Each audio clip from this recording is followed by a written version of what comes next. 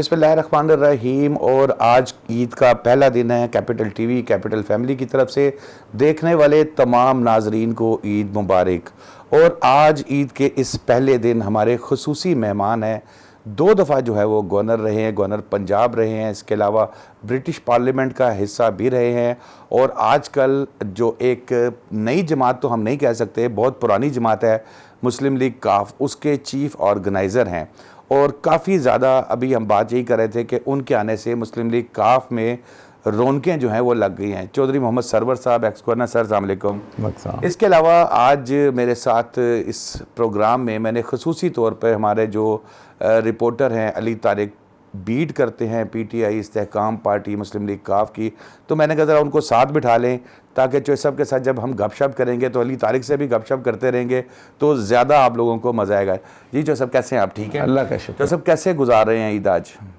देखिए जी, ईद बड़ी अच्छी गुज़र रही है, दोस्तों से मुलाकातें हो रही हैं, लेकिन यकीनी तौर पर बच्चे यहाँ नहीं हैं, ग्रैंड चिल्ड्रन नहीं हैं, तो उनको मिस कर रहे हैं। तो आज इंशाल्लाह सब बच्चों से टेलीफोन पे गपशप लगाएंगे, एक दूसरे को ईद मुबारक कहेंगे, और फिर हम यहाँ के जो अंडर प्रिविलेज बच्चे हैं उनसे भी मुलाकातें इंशाल्लाह करेंगे, क्योंकि ये बच्चे भी हमारे ही बच्चे हैं और इनको भी हम उतना ही प्यार करते हैं जितना अपने बच्चों को करते हैं। बिल्कुल चौसब, ईद के इस ख़ास दिन पे देखिए, हमारी तो वैसे कई ईदें मुश्किलात में गुजरी हैं, कुर्बानी में गुजरी हैं, कुर्बान मतलब आम आदमी की हैसियत से। आप पाकिस्तान का बेटर फ्यूचर देख रहे हैं? क्या लग रहा है कि जो आजकल मुल्क में सियासी हालात चल रहे हैं इनमें कोई बेहतरी आएगी और फ्यूचर कोई पाकिस्तान में बेहतर होगा? देखिए जी, मैं समझता हूँ कि बहुत ही मखदूश हालात हैं। गरीब आदमी के लिए 2 वक्त की रोटी जो है वो मुश्किल हो गई है, और बहुत से ख़ानदान टच करते हैं मुझे कि हमें इस ईद के मौके पे भी कपड़े ख़रीदने तो दूर की बात है, घर में दूसरे ख़र्चे करने के लिए, बच्चों को ईद देने के लिए, बच्चों के जूते ख़रीदने के लिए पैसे नहीं हैं। और अफ़सोस मुझे इस बात का है कि एक मुल्क है जिसमें रिसोर्सेज ना हों, उसमें गुर्बत हो तो समझ आती है, लेकिन पाकिस्तान में तो जो अल्लाह ताला ने हमें वसाइल दिए हैं वो इतने बड़े वसाइल हैं कि यहाँ एक शख्स भी भूखा जो है वो नहीं मरना चाहिए। लोग फाका कुशियाँ कर रहे हैं, और ये मैं समझता हूँ कि ये सारी हमारी सक्सेसिव गवर्नमेंट्स की नाहलियों, नालायकियों, उनकी चोरियों, उनकी करप्शन, और उन्होंने देखें रॉबिन हुड था ना, वो अमीरों से छीन के गरीबों में तकसीम करता था, लेकिन हमारे हुक्मरान गरीबों से छीन के अमीरों में तकसीम करते हैं। और फिर देख लें आप IMF के साथ हमारे क्या हालात हैं। हम बकारी कौम की तरह कशकोल लेके दुनिया से आधार मांगते फिरते हैं। तो अगर हम सिर्फ़ अपनी ज़ात को पीछे रख लें, अपनी जो बादशाही है वो बंद कर दें, ख़र्चों पे कंट्रोल कर लें, और महंगाई जो है इसको कम करने की तरफ तवज्जो दे दें, मुल्क की मईशत ठीक हो जाएगी, डॉलर जो है कमज़ोर हो जाएगा, तो ख़ुद ब खुद मुल्क ठीक हो जाएगा। लेकिन बदकिस्मती से मिस मैनेजमेंट और करप्शन ने हमारे मुल्क को तबाही के दहाने पहुंचा दिया। जो सब अभी हम बाहर जाके अगर किसी भी नौजवान से बात करें तो उसको हम कहें कि यार आपको हम UK का वीज़ा देंगे, तो वो बड़ा भाग भाग के आएगा और UK की तरफ वो कहेगा मुझे भिजवा दें किसी तरीके से। मैं पढ़े लिखे नौजवान की बात कर रहा हूँ। जो सब आप वहाँ की पार्लियामेंट का हिस्सा भी रहे, सब कुछ छोड़ के पाकिस्तान आ गए, कभी ये चीज़ फ़ील हुई कि यार मैंने वो गलत डिसीजन किया था, मुझे वहीं रहना चाहिए था? देखें, आज भी अगर मैं चाहूँ, आपको मालूम है कि बरतानिया में अगले साल इलेक्शन हो रहे हैं, और आपको ये भी मालूम है कि मेरा बेटा स्कॉटिश लेबर पार्टी स्कॉटलैंड का लीडर है। तो आज भी मैं वहाँ जाना चाहूँ और वहाँ पर मेंबर ऑफ़ पार्लियामेंट का इलेक्शन लड़ना चाहूँ तो ना मुझे टिकट लेने में कोई दुश्वारी आएगी, क्योंकि मैंने वहाँ के लोगों को सर्व किया है, और ना मुझे इलेक्शन जीतने में कोई मुश्किल पेश आएगी। लेकिन मैंने एक फ़ैसला किया कि मैंने रिटायरमेंट के बाद पाकिस्तान में आना है, पाकिस्तान के लोगों की खिदमत करनी है। लेकिन ये तो बिल्कुल हकीकत बात है कि जो ख्वाब थे वो ख्वाब ही रह गए, और किस मुल्क में हम रूल ऑफ लॉ किस तरीके से लेके आएंगे, हम इस मुल्क में सेहत का निज़ाम कैसे बेहतर करेंगे, हम इस मुल्क में अदल व इंसाफ का निज़ाम कैसे लाएंगे, हम इस मुल्क में महंगाई जो है, गुर्बत जो है, उसको कैसे कम करेंगे। 2.5 करोड़ बच्चा, ये मेरा ख्वाब था कि 2.5 करोड़ बच्चा जो स्कूलों में नहीं जाता, लोगों के घरों में मेहनत मजदूरी करता है, वो उनको बच्चों को स्कूलों में लेके जाना है, जॉब अपॉर्चुनिटीज़ बच्चों को देनी है। लेकिन बदकिस्मती से वो मेरे ख्वाब जो हैं, यह किसी पार्टी जो है में जमहूरियत नहीं है, किस तरीके से पार्टियां फंक्शन करनी चाहिए, किस तरीके से पार्टियों में अकाउंटेबिलिटी होनी चाहिए। जैसा मुस्लिम लीग नून से भी आपकी काफ़ी ज़्यादा कुर्बत रही, फिर तहरीक इंसाफ से भी क्या वजूहात हुई कि पहले आप नून लीग से अलग हुए और अब फिर तहरीक इंसाफ से जो है वो अलग हुए? बस यही बात है कि एक सोच लेके, एक ख्वाहिश लेके मैं पाकिस्तान आया था, लेकिन वो जो मैं चाहता था वो नहीं पूरा हुआ। और फिर बड़ी होप दी, का ख्याल था कि हम नया पाकिस्तान बनाएंगे, हम दो नहीं एक पाकिस्तान होगा, अदल व इंसाफ का निज़ाम कैदा होगा, 1 करोड़ जो है वो नौकरियां देंगे, 50 लाख घर देंगे, हम जो है साउथ पंजाब को सूबा बनाएंगे, हम पुलिस रिफॉर्म लेके आएंगे, जुडिशरी रिफॉर्म लेके आएंगे। लेकिन बदकिस्मती से वो तवक्कात जो थी वो पूरी नहीं हुई। और मेरा सबसे बड़ा जो 2 इशू थे मेरे तहरीक इंसाफ के साथ, एक तो ये इशू था कि फ़र्द वाहिद जो है वो उसको फ़ैसले नहीं करने चाहिए, फ़ैसले मुशावरत से होने चाहिए। और मेरा ख़्याल है कि आज जो मेरे पुराने कोलीग हैं तहरीक इंसाफ के इस बात को तस्लीम करेंगे कि अगर ये फ़र्द वाहिद के फ़ैसले ना होते तो आज तहरीक इंसाफ इस मुश्किल वक़्त में ना होती, आज पाकिस्तान के अवाम जो हैं इस महंगाई का शिकार जो है वो ना होते। लेकिन जब इंसान समझे कि मैं अक्ल कुल हूँ तो उससे फिर नुकसान ज़्यादा होता है। आप देख लें कि मेरे ख़्याल में कोई बंदा जो था पीटीआई का, चाहे वो वाशिंगटन में बैठा है, चाहे वो टोरंटो में बैठा है, चाहे वो रियाद में बैठा है, कोई एक शख्स भी मुझे नहीं मिला कम से कम अपने 3.5 साल की गवर्नरशिप के दौरान जिन्होंने बुज़दार की सिलेक्शन पे अपने रिजर्वेशन जो हैं वो ना दिखाई। ये तो आप पूरे पंजाब में, पूरे लाहौर में कहीं भी किसी भी शख्स को रोक के पूछते स्वाइब बुज़दार साहब के, तो आपको यही जवाब देता तो है। उनकी सारी खूबियाँ सिर्फ पार्टी लीडर को नज़र आती थी और किसी को नहीं आती थी। और वो जो हटदर्मी थी, फिर उसके बाद जो डीजीआई की सिलेक्शन थी या उसकी पोस्टिंग थी, तो उस पर मैं नहीं समझता कि अननेसेसरी हमें एस्टेब्लिशमेंट से बिगाड़नी जो है वो चाहिए थी। और फिर उसके बाद चलो मैं समझता हूँ कि अगर जो है मैं नहीं समझता कि बाजवा साहब, आज भी मैं समझता हूँ कि सिर्फ उन्होंने दस्ते शफ़क़त उठा लिया था। और मेरा ख्याल है जोसेफ जितना वो चले थे इतना कभी कोई सपोर्टिव होके नहीं चला। नहीं होता रहता ये आप 228 में जब अलग अलग इलेक्शन गए तो उसमें फिर 2023 में जो कुछ हो रहा है वो बातें करेंगे, तो ये बातें बाद में हम करते हैं, वक्त पे नहीं करते। तो बिल्कुल उस वक्त एस्टेब्लिशमेंट ने बहुत ज़्यादा सपोर्ट जो है उनको किया और उनकी ख्वाहिश थी। बल्कि मैं बाज़ लोगों को अक्सर बताता हूँ कि जब मेरी नाराज़गी खान से होती थी तो एस्टेब्लिशमेंट के लोग मेरे पास आते थे, वो कहते थे कि हमने इनको 5 साल और देने हैं, आप इनके साथ जो है वो ना बिगाड़ें। तो मैं कहता था कि भाई चीज़ें नहीं चल रही, मुझे बेशक 10 साल दे दो, मैं कौन होता हूँ रोकने वाला, आपने अगर देने हैं तो दे दें, लेकिन चीज़ें ठीक नहीं चल रही। तो वो भी समझते थे कि चीज़ें ठीक नहीं चल रही। फिर उसके बाद आपको मालूम है कि फिर इन्होंने असम्बलियों से इस्तीफ़े दे दिए। अगर मैं खान साहब का एडवाइज़र होता या मैं उनके साथ उस वक्त होता तो मैं कहता कि जी टेलीफोन उठाएं, बाजवा साहब का शुक्रिया अदा करें कि आपने दस्ते शफ़क़त हमारे सर से उठाया है, तो हमारी पॉपुलरिटी में इजाफ़ा हो गया है। अब हम ज़ीरो से दोबारा हीरो बन गए हैं, हम अपोजिशन में बैठेंगे। ये लोग कहते हैं कि हम मुल्क बचाने आए हैं, महंगाई ख़त्म करने आए हैं। अगर मुझसे बेहतर मुल्क चला ले सकते हैं तो मुल्क का फ़ायदा है, क्या फ़र्क है, इक़्तिदार तो चीज़ नहीं है। अगर ये समझते हैं कि ये मुल्क मुझसे बेहतर चला लें, भाई इनको मौका दें, देते हैं हम मौका। तो क्या फ़र्क पड़ता था अगर इंतज़ार करते, बजाय इसके कि मीर जाफ़र फ़लाँ हो गया, मीर सादिक हो गया, चौकीदार ने ये कर दिया, फ़लाँ को ये कर दिया। मतलब इस्टबलिशमेंट से टक्कर लेने की ज़रूरत नहीं थी। फिर पंजाब में हुकूमत आपकी है, KPK में आपकी है, गिलगित बल्तिस्तान में आपकी है, आज़ाद कश्मीर में उस वक्त आपकी हुकूमत थी।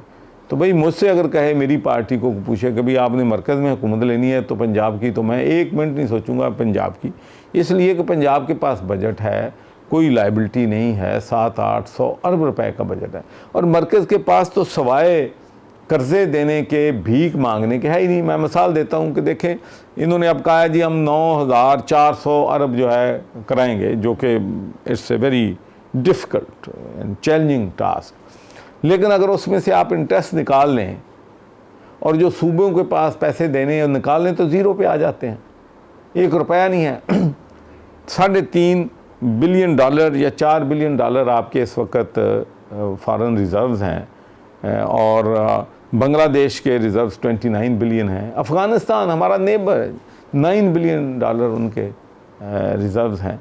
तो इन हालात में हुकूमत अगर PDM के पास ही, तो इमरान खान को तो अल्लाह का शुक्र अदा करना चाहिए था, लेकिन बदकिस्मती से ये जो है चीफ ऑर्गेनाइजर हैं आप मुस्लिम लीग काफ के, और ईद का दिन है, अगर चौधरी परवेज़ इलाही साहब, चौधरी मोनस इलाही साहब आपसे रिक्वेस्ट करें कि भाई हम अपनी पार्टी में वापस आना चाहते हैं, तो क्या पॉलिसी होगी आपकी? देखिए, मैं जो चीज़ें आप अज्यूम करते हैं ना, उन पे कभी कमेंट जो है वो नहीं करता। परवेज़ इलाही साहब से हमारे बहुत पुराने तल्क़ात हैं, और हमारे तल्क़ात चौधरी शुजात साहब से भी बहुत पुराने हैं, और उनकी ये फैमिली जो है, उनके दरमियान जो है जो भी इश्यूज़ हैं, तो इसलिए मैं जब फैमिली मैटर है तो फिर मैं, हाँ, बाकी को आता है जाता है, उस पर मैं अपनी राय भी दूंगा, अपना जो आर्गूमेंट है वो भी पुट करूंगा, लेकिन फैमिली को जोड़ने में तो मैं अपना किरदार अदा कर सकता हूं,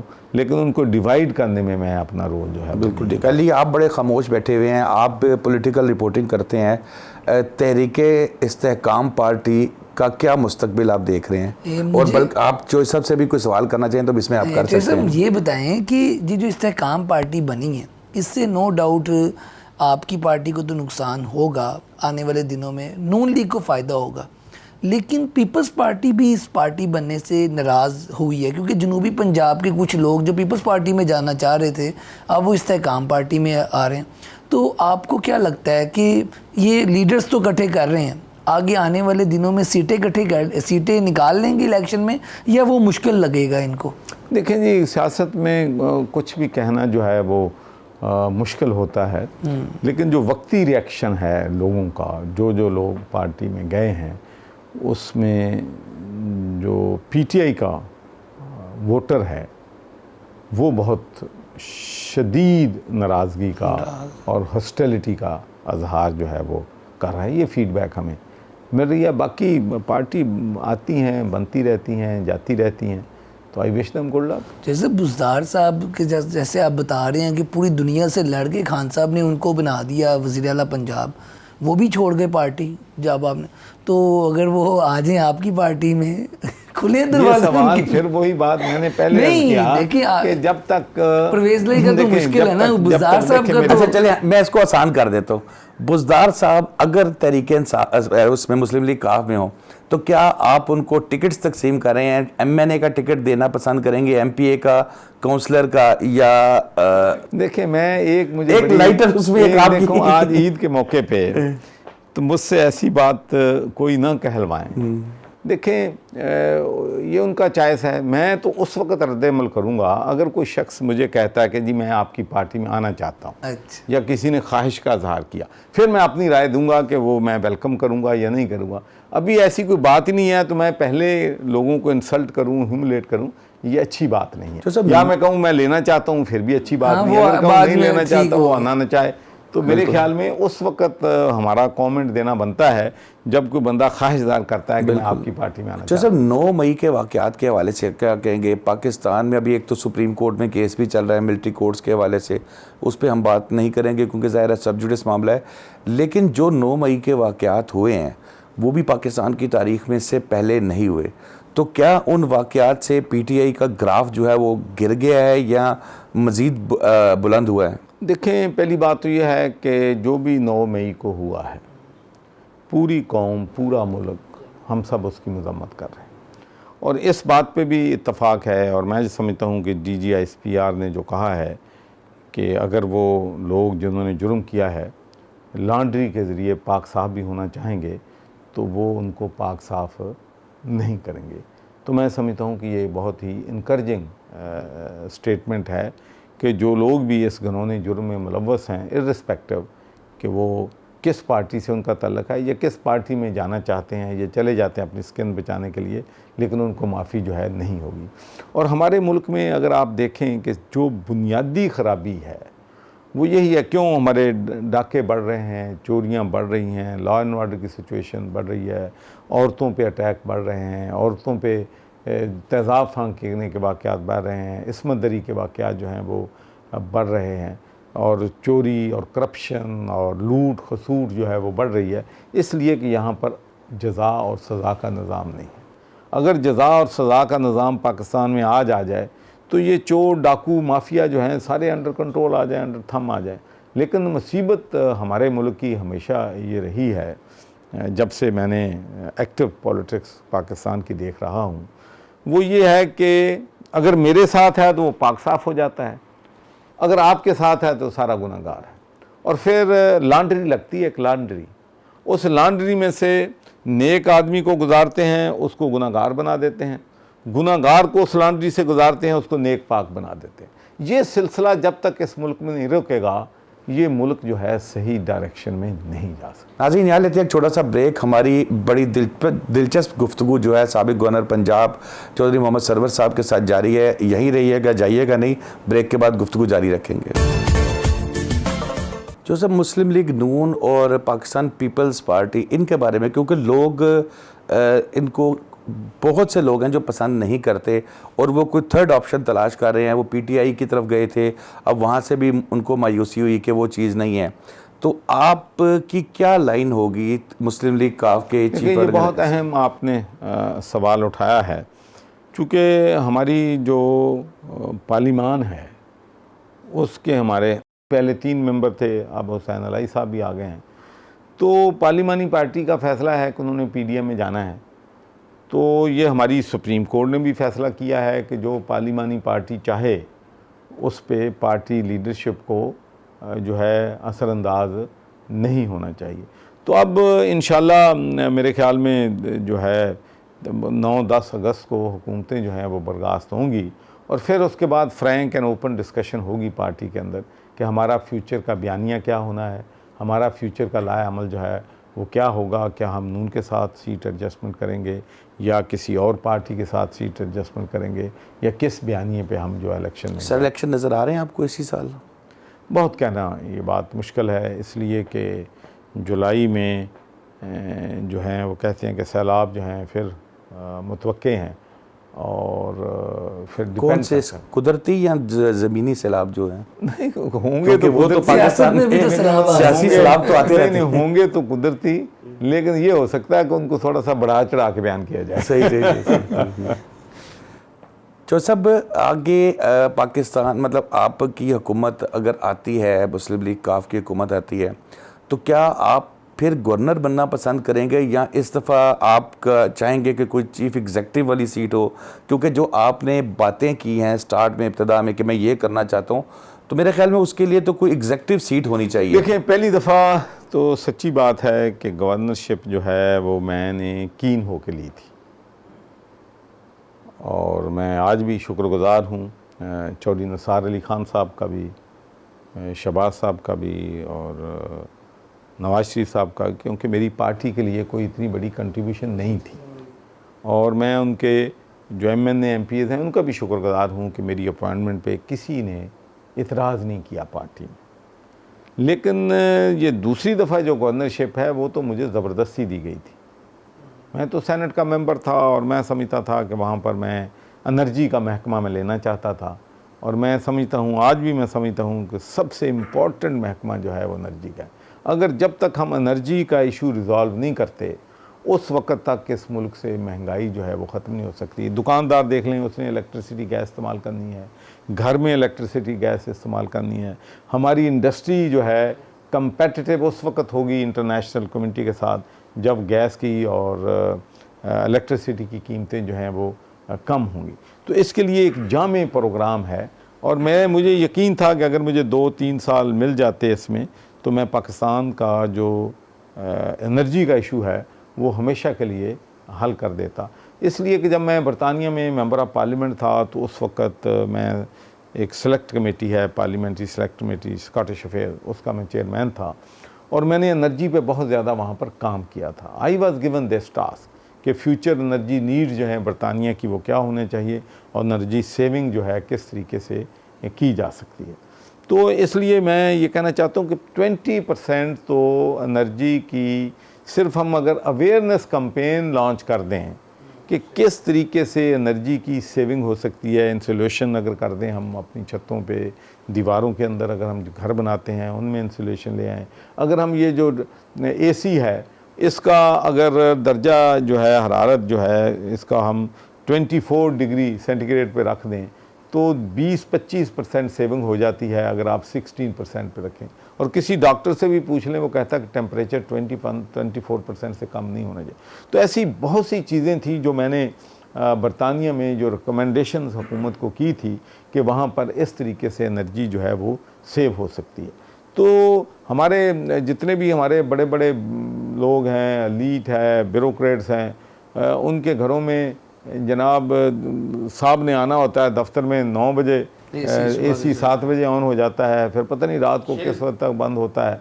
तो ये सारा जो ना स्ट्रक्चर और ख़राबियां हैं, जब तक अब ये जो क्लीन अप सही सर्जिकल ऑपरेशन नहीं होगा ये मुल्क ठीक नहीं हो सकता। देखें किस मुल्क में है, मुझे बताएं एक मुल्क में कि चाहे वो ब्यूरोक्रेट है, चाहे वो पॉलिटिशियन है, चाहे वो सेनेट का मेंबर है, चाहे वो असेंबली का मेंबर है, चाहे वो डीएजी है, चाहे वो आईजी है, कौन सा मुल्क है मुझे बताएं कि घर का बिल हुकूमत देती हो? घर का बिल जो है वो अफसर खुद देता है, उसका नौकर जो है वो 1-2 उनको शायद मिल जाए लेकिन वो भी नहीं मिलते। फिर अपनी गाड़ी पे वो दफ्तर जाता है, अपनी गाड़ी पे वापस आता है, अपना पेट्रोल डाल के दफ्तर जाता है। यहाँ तो एक अफसर की 4 अगर वो गाड़ियाँ उसके साथ खड़ी हैं, एक बच्चों को स्कूल छोड़ने जा रही है, लेने जा रही है, एक बीवी को शॉपिंग करवाने जा रही है, 4-5 गाड़ियाँ जो हैं जिन लोगों ने हमें प्रोटेक्ट करना है वो अंडर प्रोटेक्शन 6-6 गाड़ियाँ लेके साथ फिरते हैं। जैसा कभी फिर मुझे बताएं कि बरतानिया में प्राइम मिनिस्टर 4 कनाल के घर में रहता है, यहाँ हर डिप्टी कमिश्नर, हर डीपीओ जो है 12 एकड़ के घर में रह रहा है। खुदा के लिए यार इसको बदलना पड़ेगा। ये शहाना लिबास, गरीब आदमी के पास इस गर्मी की शिद्दत में पाँव के लिए जूते नहीं हैं और वो झोंपड़ियों में रह रहे हैं, ना जहाँ उनके पास बिजली है, ना वहाँ पर गैस है, ना वहाँ पर पीने का साफ पानी है, ना उनके पास रोटी है।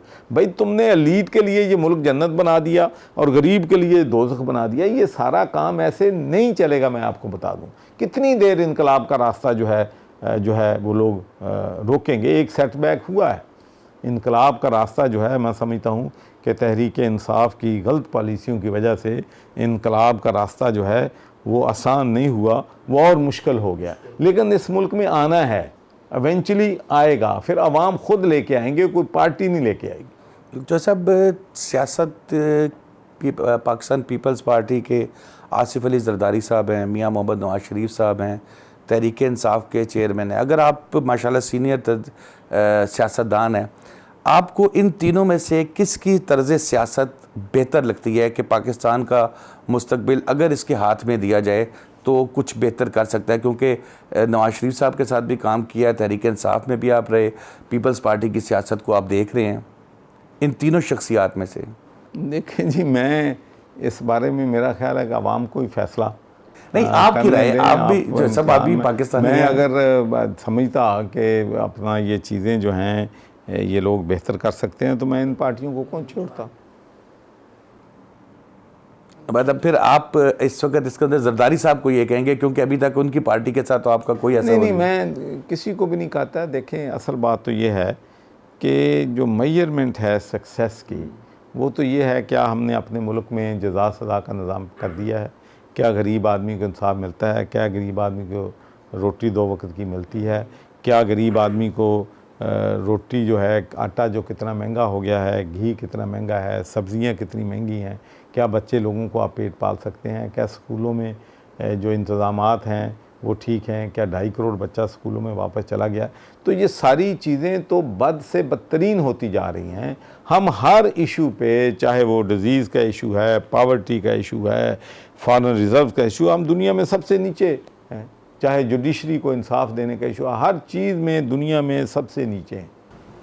अच्छा, फिर क्या जो सिर्फ सियासत पे तो आपने बात बड़ी की, ईद का दिन था, जो सिर्फ आप बरतानिया में भी रहे हैं, वहाँ की ईद में और पाकिस्तान की ईद में क्या फ़र्क है? आपने तो दोनों देखी, और बचपन की ईद भी याद आती है कभी? अब तो आप सियासी हो गए हैं ना, मतलब कि तो है ही बचपन की मतलब कि अब कोई, लेकिन अभी हम आ गए प्रोग्राम करने से पहले सियासी लोग थे मिलने आए आपसे। ईद सुबह आप घर से निकलते हैं, पैदल ईदगाह की तरफ जाते हैं, फिर सारी फैमिली बरादरी एक जगह इकट्ठी होती है, तो फिर हर कबीला अपने लोगों को इकट्ठे, अपनी फैमिली का हेड जो है बच्चों के साथ, कज़न्स के साथ, भाइयों के साथ मिलके इकट्ठा टोली की शक्ल में जाता है। फिर दूसरी तरफ से आ रहे होते हैं, फिर उनसे मुलाकातें हो रही होती हैं, गपशप होती है। तो अब तो हर चीज़ जो है बस वो मशीनी हो गई है। अब तो आप गाड़ी, ये घर के जो है एक फलांग से भी कम फासले पे अगर आपका मस्जिद है तो आप गाड़ी पे भाई जाते हैं, गाड़ी पे वापस आते हैं, और गाड़ी भी आप चाहते हैं कि मस्जिद अंदर ही चल जाए, किसी कितने दूर ना खड़ा करिए कि तुरना। और वो जैसे अभी आप पहले बात कर रहे थे, 10 मिनट पहले उसका एसी चलवा देते हैं कि भाई उसका एसी गाड़ी का चला के रखो। जैसे वैसे आप खाने में क्या पसंद करते हैं? कुर्बानी का गोश्त तो सभी शौक से खाते हैं, आप क्या कोई खास करते हैं पकवान में, बारबेक्यू में, क्या कि कलेजी वगैरह खा के बस? सच्ची बात है कि मैं तो अब सब्जियों का अच्छा, ज़्यादा वेजिटेरियन हो गए। ईद के दिन तो ज़ाहिर है कि गोश्त, कुर्बानी दी है, गोश्त खाएंगे, और कलेजी वगैरह भी बनवा के खाएंगे, और बल्कि बनी हुई है, अच्छा, थोड़ी देर बाद खाएंगे। लेकिन मैं ज़्यादा कोशिश मेरी यही होती है कि भिंडी मुझे बहुत पसंद है। अच्छा, मुझे करेले बहुत, ये भिंडी से याद है, आसिफ अली जरदारी साहब को भी भिंडी बहुत तो पसंद दूसरा है। मैं दाल जो है, दाल माश और ये चीज़ें जो हैं वो सब्ज़ी में टींडे बड़े अच्छे मुझे लगते हैं। तो चिकन तो आजकल जो है डॉक्टर ही कहते हैं कि भाई ये जो बना है ब्रायलर जो है, ये ना ही खाएं तो बेहतर है।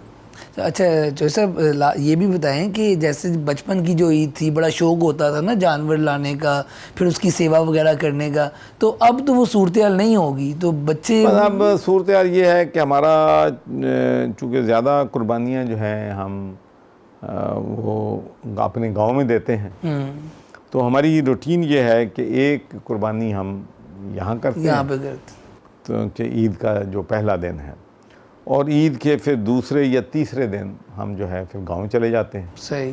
तो वहाँ तो सारा जितना भी गोश्त है वो गरीबों में तकसीम हम कर देते हैं।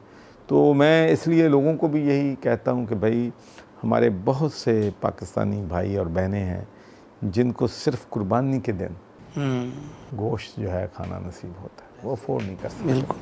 अब तो दालें भी नहीं अफोर्ड कर सकते, नहीं, मुश्किल होगा।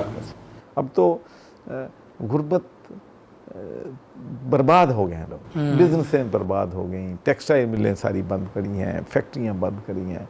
किसी बिजनेसमैन से पूछो वो रो रहा है, चीखे मार रहा है कि हमारा कबाड़ा हो गया।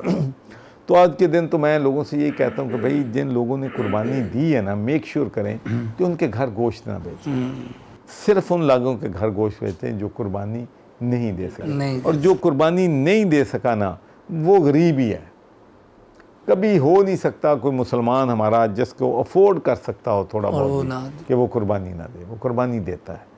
बिल्कुल। जैसे अब आखिरी क्वेश्चन करूँगा, हर जो ताकतवर शख्स होता है वो अपने घर में ताकतवर नहीं होता, तो आपके घर में आपकी चलती है या भाभी की चलती है, कौन ज़्यादा मतलब डोमिनेट करता है? ये मेरी समझ से बाहर बात है कि मैं जब बेगम साहबा से किसी के दोस्त के साथ बैठा हूँ तो मैं कहता हूँ कि जी बेगम साहबा की चलती है, लेकिन बेगम साहबा कहती हैं कि नहीं, ये सिर्फ आप लोगों को बताने के लिए ये बात अच्छा। करते हैं, अपने नंबर बनाने के लिए बल्कि अभी तक ये फैसला नहीं हो सका। ये हर घर की कहानी यही है। अनडिसाइडेड रहने आप। चलिए चौधरी साहब, बहुत बहुत शुक्रिया आपका, आपने इस ख़ास दिन पे जो है हमें वक्त दिया और हमारे साथ बड़ी ज़बरदस्त गुफ्तगू की। नाज़रीन, साबिक़ गवर्नर पंजाब चौधरी मोहम्मद सरवर साहब की गुफ्तगू आपने सुनी ईद के इस मौके पर कैपिटल टीवी की जानिब से, चौधरी मोहम्मद सरवर साहब की जानिब से और तमाम जो पाकिस्तानी हैं, इनको दिल की गहराइयों से ईद मुबारक।